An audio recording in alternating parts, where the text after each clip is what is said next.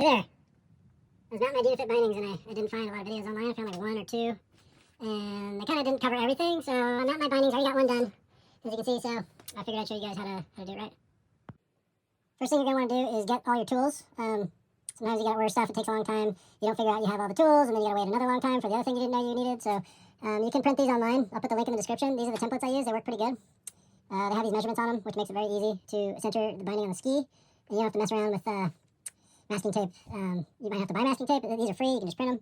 And not only that, but the link in the description will also bring you to a place to buy this. This is a 4.1 by 9mm drill bit, which makes it much easier to mount, and it's the correct way that you should mount, for this ski anyway.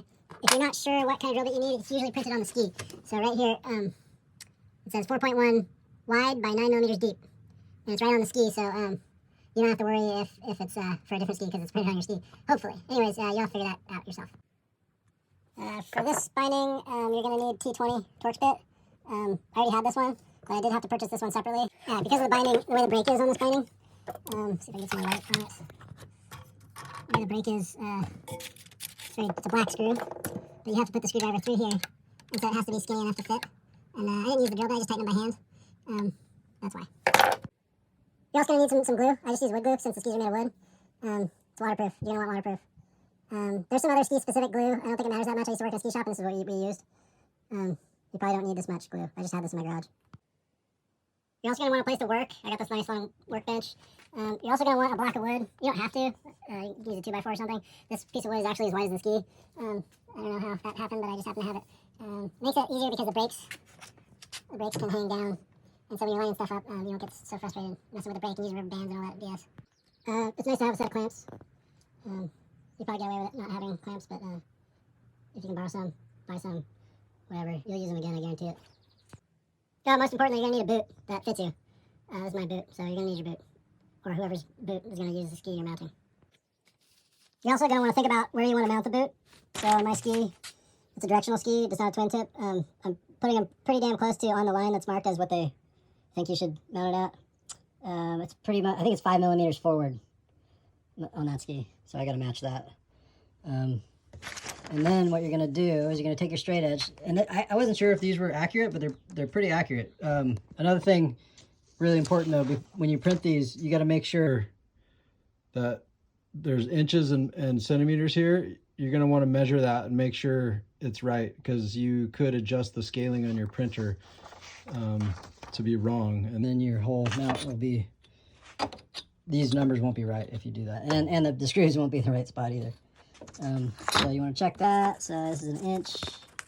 You can see that's about 1 inch. If I straighten the ruler, if I had 3 arms, I'd straighten the ruler, but I don't. So I promise it's to scale. And what you can do, take your ruler, and you want to figure out your boot length. Mine's 305. So 305. So I kind of covered the line, so that line right there is 305, and so I kind of covered it up because I wanted to be a little bit more forward. You can watch some videos on the benefits of going forward or backwards with your boot. I consulted a friend of mine who thought, if you go too far back, you won't be able to carve as well. You'll skid out more. If you go too far forward, I don't know what happens, but you carve better. Anyways, there's lots of videos you could get confused about, and otherwise you can listen to me and mount them 5mm forward. But anyways, I got it lined up here at 305, and then I'm going to draw a line here and here. And I'm going to use that line to line up with my center marks. And the way I'm drawing it, it's going to put me 5mm forward. But you're going to triple check that before you start drilling. Especially if you've already mounted one ski, you're definitely going to want to match that.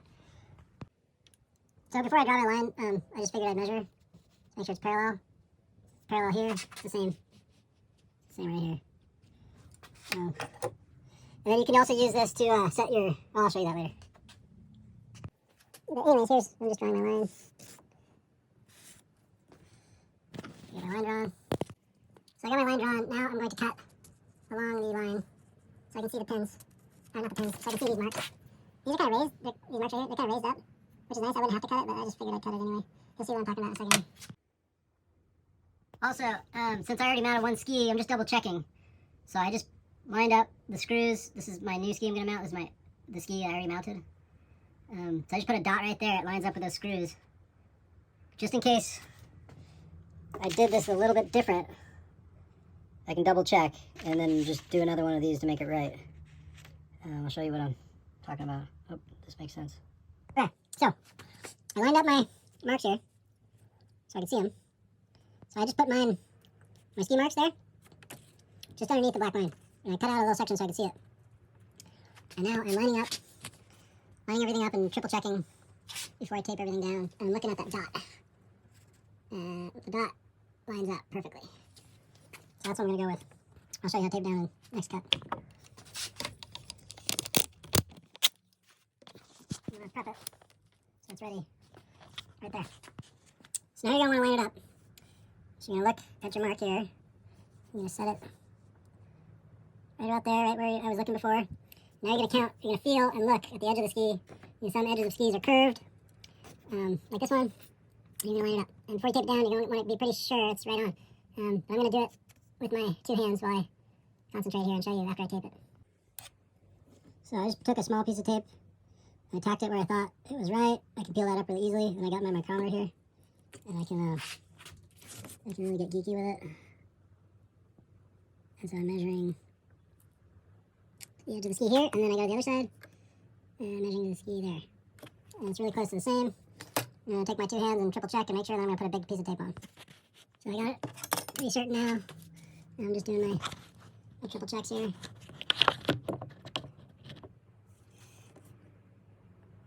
It's 1.67 inches on this side, and it's 1.67 inches on this side.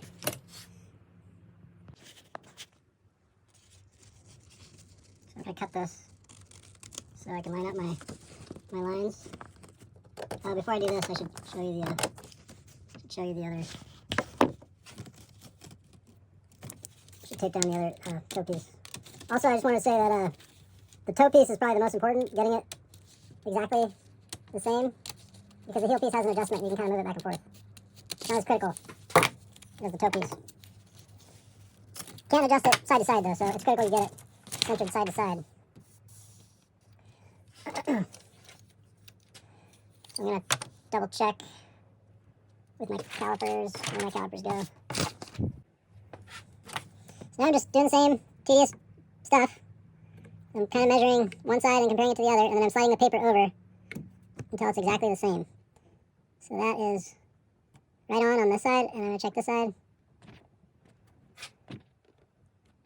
Take your time. Do not rush. It's probably the most boring video in the world because I'm taking my time. And by the time you're finished, you'll be like, fuck, I should have paid $40 for someone else to do this. It took me 3 hours. But you're probably going to realize there might not be anybody near you, and that's the reason why you're mounting them yourself. Because there are no ski tacks from here to Tahoe.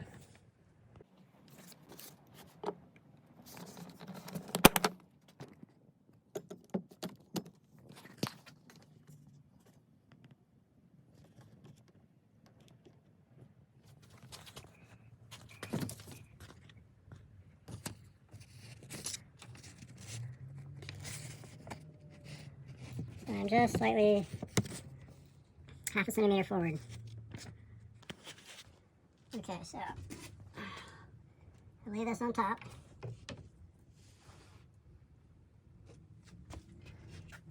Lining it up. The other ski. Line them up. And you can just kind of eyeball it, and you'll get the aft forward and aft kind of idea. We got our dot right there. Got the screws right there. And we can kind of tilt it up and look. It's really dark in there if you have a camera, but if you use your naked eye, you can see. And before you drill, you're going to want to lay it out. And just kind of eyeball everything. Look, did your brakes go over the skis? Is there any obvious screw-ups? Just double check everything before you start drilling. Then, once you're satisfied, you measured 1,000 times, you can start cutting. And before you start cutting, I hammer first.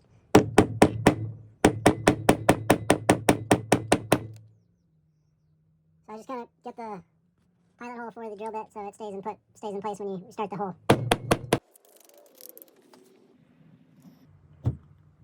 So the reason why you want this drill bit is because it has a step on it, and it won't allow you to drill farther than you should, and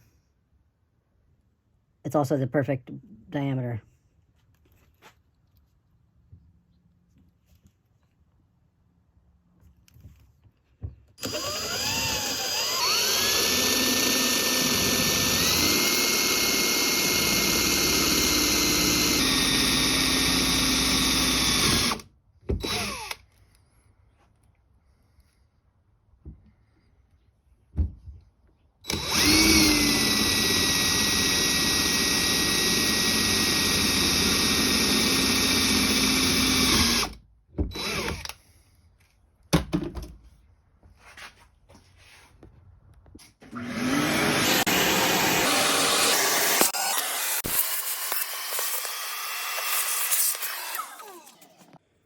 yourself a razor blade, and then just kind of clean up the chamfer a bit. There's always some, like, some raised bits, and I just want to allow the binding to sit flush on the ski. And clean up the ski better now.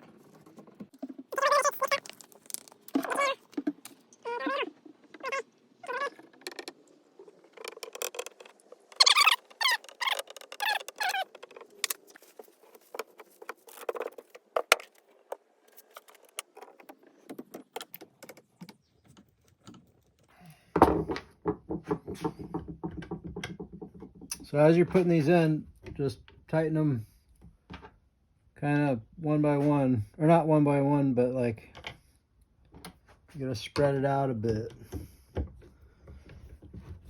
And you can use a drill if you have the bit that fits in your drill. I don't have it, so I'm gonna pause this and show you later. So you're gonna want to check the underneath the binding and just keep tightening it until that gets all smashed down. I definitely thought I was tight before on this one, and then I looked and I had to keep tightening it. It's a little bit weird because the toe binding clamps down really positively. Screws get nice and tight. They just feel loose, and you're a little bit afraid you're going to strip them out, but just keep double checking, you'll be all right. So you gotta do the toe. Just do these screws first, just a tiny bit, and then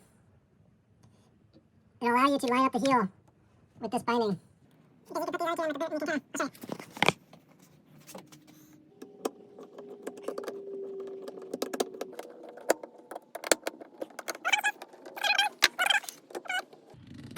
Now we can play with it, because you'll find that when you go to, if you tighten everything down, you go to put this in later and it's off to the side. So now, once you just do this too, you can put the other ones in, and it'll be nice and lined up.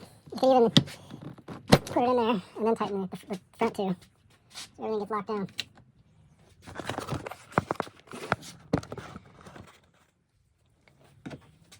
This one, I do have the drill. I do have the bit that fits, so. I just don't have the clearance on the back binding.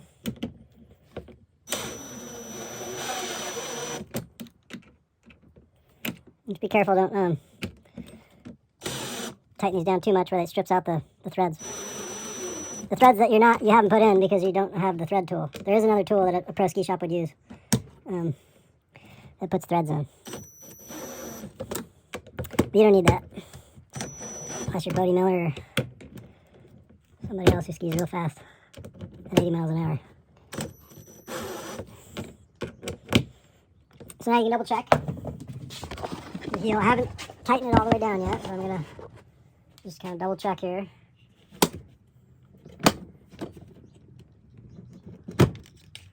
Put my boot back in.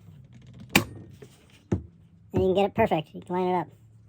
And I haven't tightened it down enough yet, I guess.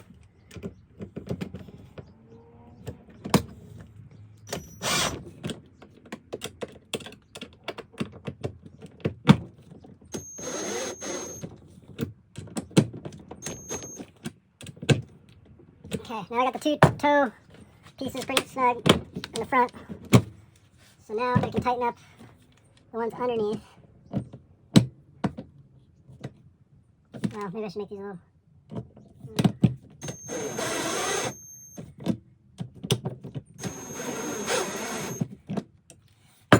Before I make it tighter, I'm going to double check again.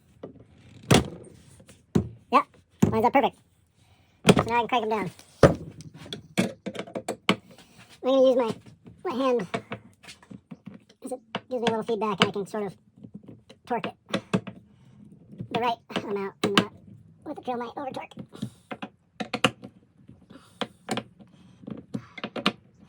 And you're going to want to let the glue sit overnight at least before you ski on it. But that's pretty much it. That's how you do it.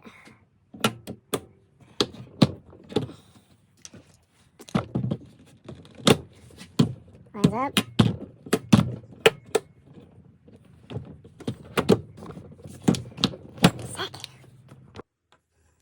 Another thing you can use your micrometer for is to set the pin distance. For these bindings, the ST Radicals, it's 5.5 millimeters.